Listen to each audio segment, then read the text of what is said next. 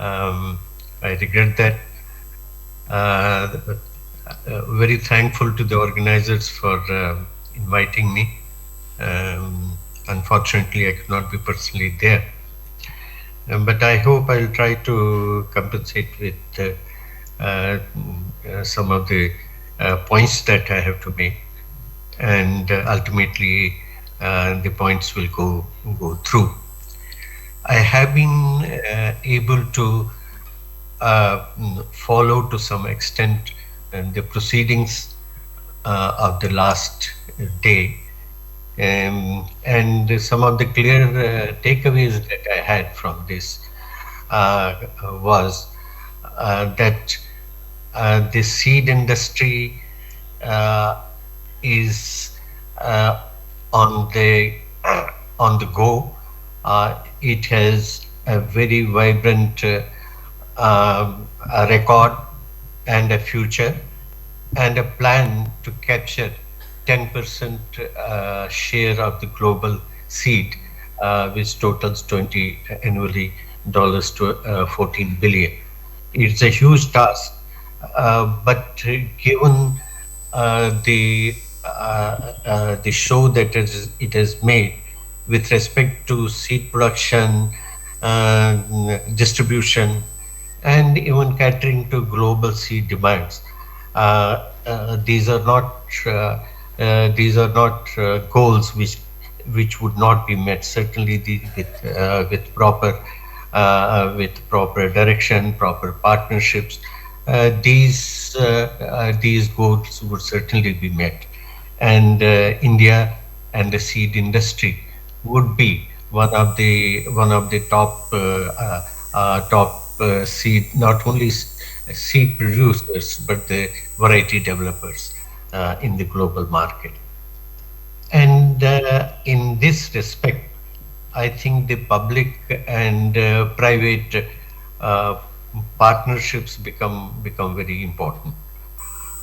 And we have also seen during these last 2 days both the public and private sector developments that have taken place in crop improvement and variety development of export potential.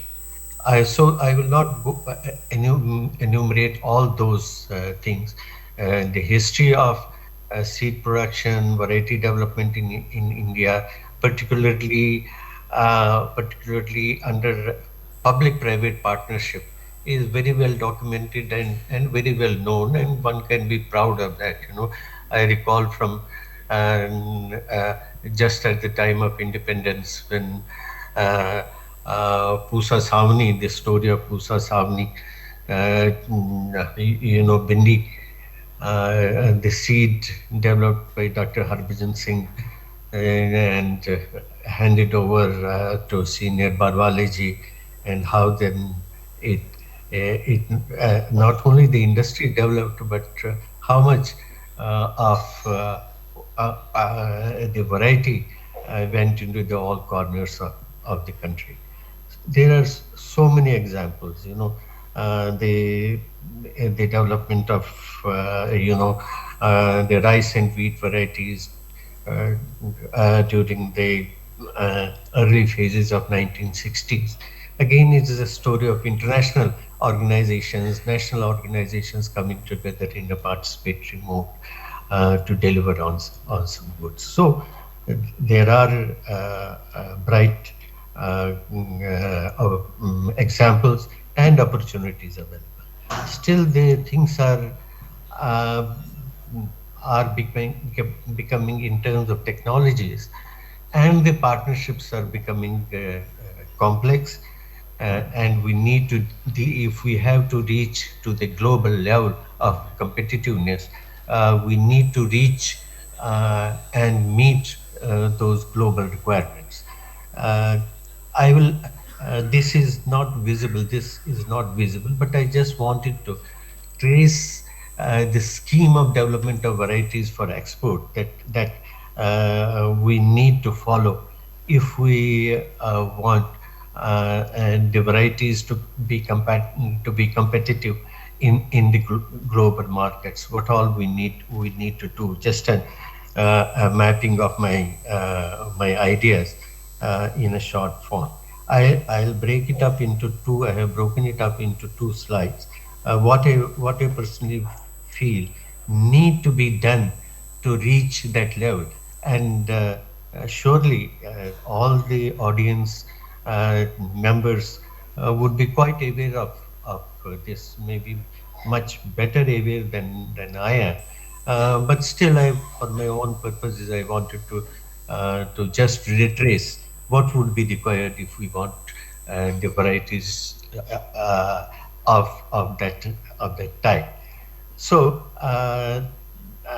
the scheme is like this. We would first of all need to identify the crops and traits uh, that we want, and for that, the decisions that we would need to take, the potential countries, and the disease and pest resistant traits, agronomic traits, nutritional quality traits.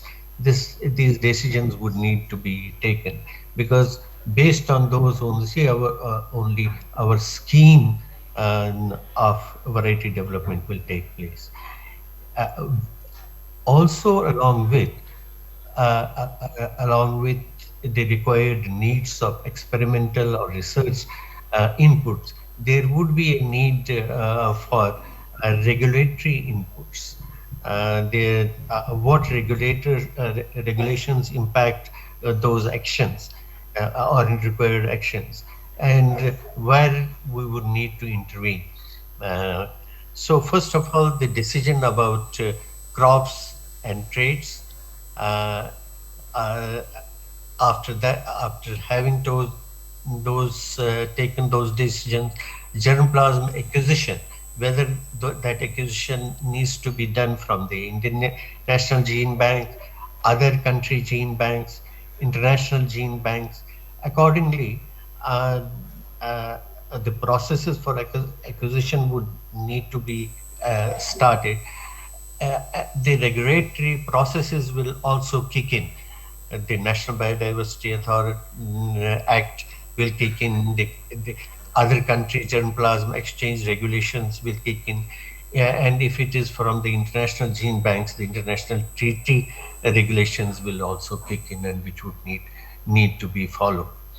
The process of germplasm characterization and the phenotypic genomics evaluation, and under appropriate environments would need to take place, uh, which would be followed up by a process of pre-breeding and later on breeding processes. The route to be followed could be either conventional breeding and molecular breeding leading to variety development, or a step of genetic modification or gene editing uh, could need to be resorted to, wherein then other set of regulations will come into play, and the Environmental Protection Act of India and other country biosafety regulations also could come in where we want to export those seeds. The variety development process will also involve then the variety protection mechanisms, either within India, if the registration is sought to be done within India. And I understand in such cases there has been uh, a suggestion from FSSI that the registration may not be required in India, and we may directly be permitted to send the seed to other countries, whose, of course, whose then variety registration systems will kick in there. And when we are following if we are following the genetic modification and gene editing course, then many of the PCT patents, the international patents will also need to be addressed, and these issues would also need to be resolved. So through these two slides, I have tried to trace the requirements uh, for this scheme of variety development, and how accordingly uh, partnerships could be required. Now, this also tries to answer the question that Professor Gowda had, the questionnaire that Professor Gowda had circulated, the need for partnership. And here in the above two or three slides, I have tried to Dr. retrace Karihaloo, you have the one, need for such you have such 2 more partnerships. minutes. Uh, and of course, seeing all this, there's a clear need for public-private or private-private partnerships because of the number and diversity of research, development, and regulatory activities involved, and hence the resources, the different kinds of resources that we need to be globally competitive in R&D. We know that time in variety development is reducing world over. Uh, Lesser Dr. and lesser time Karihaloo, because of you have only 2 more minutes to go. okay, um, and the resultant short life cycle means we have to work fast, and to be globally competitive in the market is also necessary. Comparative advantages of public sector vis-a-vis the private sector. Uh, when when we talk of public sector, it not only involves the NARS, it involves the CSIR, DBT, and other science and science institutes and universities, which constitute a vast human resource in diverse fields, many of which would have a role in these types of partnerships.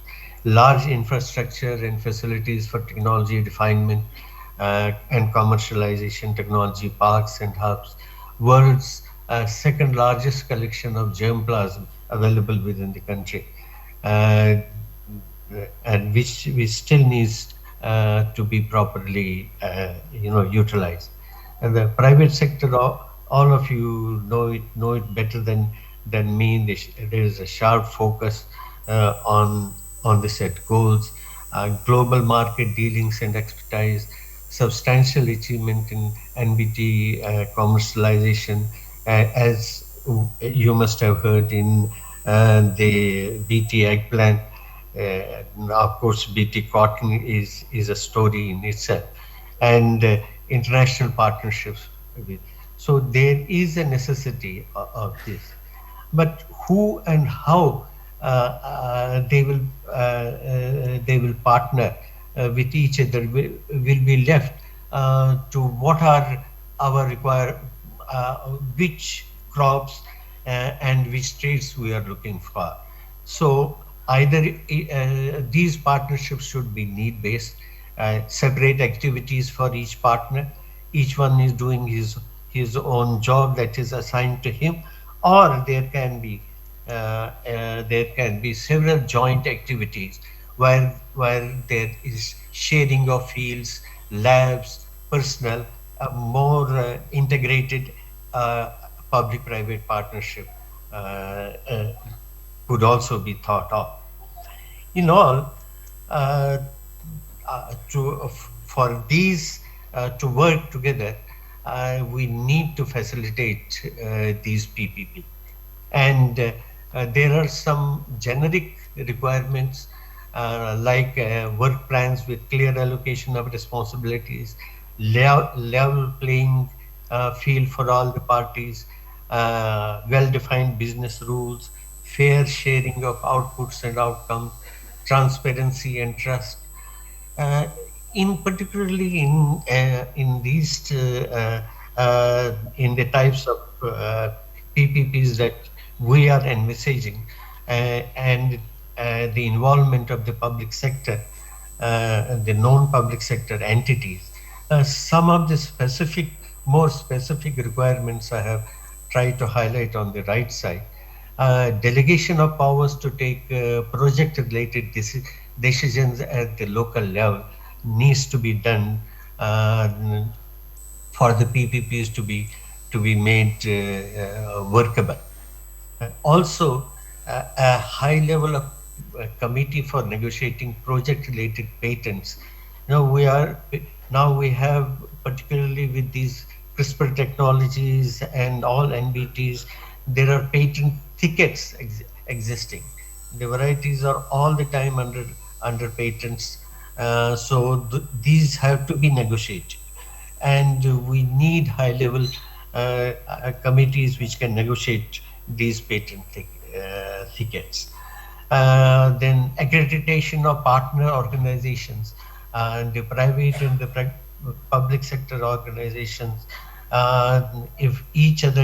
If the public sector organization could accredit the private laboratories for MSc and PhD program, that would greatly incentivize, partnership research and working.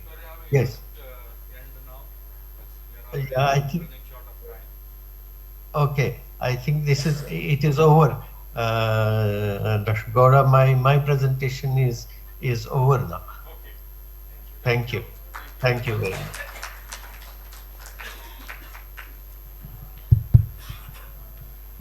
Okay, I think we already had a round of discussion.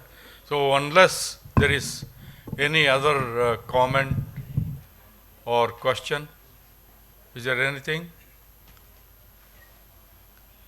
Okay, if there is none, let us thank Dr. Karihaloo for his nice presentation.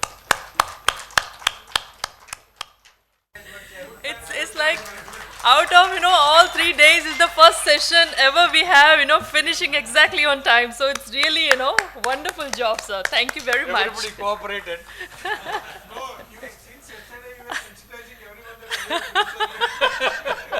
डरा के रखा था for all the session. Then it will be overdose. People will start hating me. They will tell this is chief of staff. Lieutenant General Colonel Gopal. So before we break for the tea, I request Tiku sir to please honor our chair and reporter of the session. Sir. General Gopal. You deserve 2 pots, huh? Not one.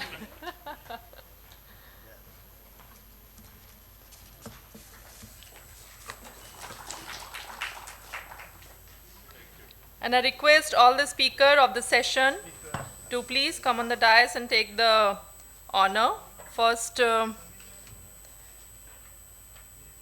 Mr. Oh, okay, a minute. Dr. Vijay Paranjpai, please. Vice President, Sadhguru Management Consultants.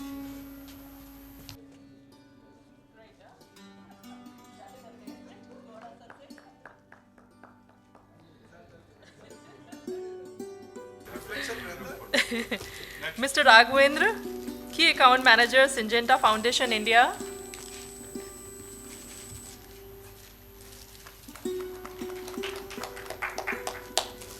Just be here, please.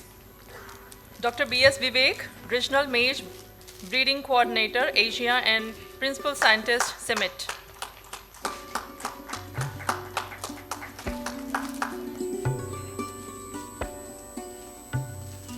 Mr. Mohan Raj Jha, Senior Product Manager, Syngenta.